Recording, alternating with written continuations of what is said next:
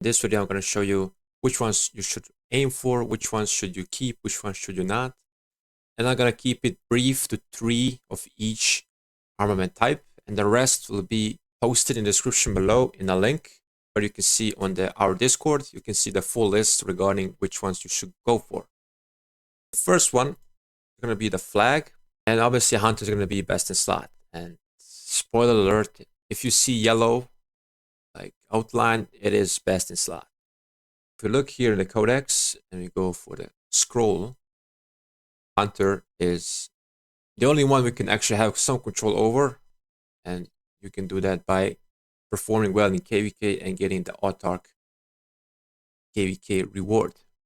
Now the alternatives to hunter are ward, which you take less damage, not skill damage, all damage for 3 seconds, very powerful. And then it's combo. Combo makes you deal bonus all types of skill damage.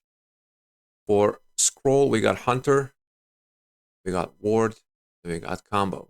Moving over to the instrument, unstoppable is the best in slot, and the alternatives are respite, which makes you take less damage for the next 2 seconds, very powerful, and blaster. Blaster is basically Zhuge Liang's second skill, but on a smaller scale. It's quite powerful to have on the field.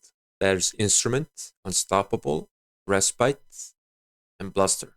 For the flag, balanced is the best in slot. And I want to point out, like, the normal damage resistance increase is quite relevant right now with all the smite commanders and possibly more smite commanders in the future. And the alternatives for balanced are going to be assertive, which is 2% all damage while on the map, and strategic, once again 2% all damage to surrounded troops. This counts even if you're surrounded by 1 troop. Let's say you have 2 troops, you're hitting with 1, it counts as surrounded. Basically very, very convenient way to get more damage on the field. Flag is balanced, it's strategic, and is assertive.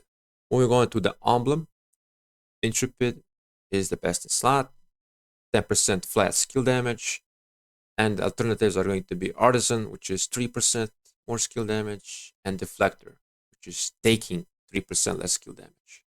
All of these other ones are going to be posted, like I said, in the Discord link in the description.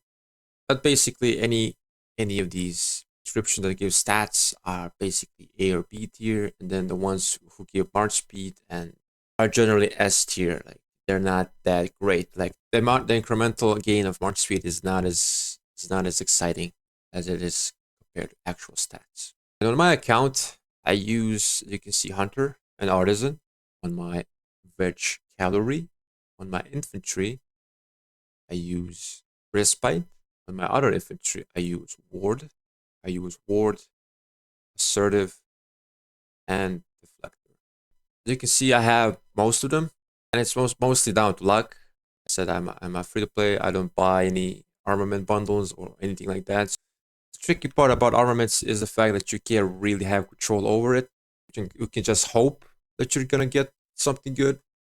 Maybe in the future they will let us have more control over it, but for the time being, the only thing you can do is really hope and then pray once you hit the transmute button and hope you get lucky.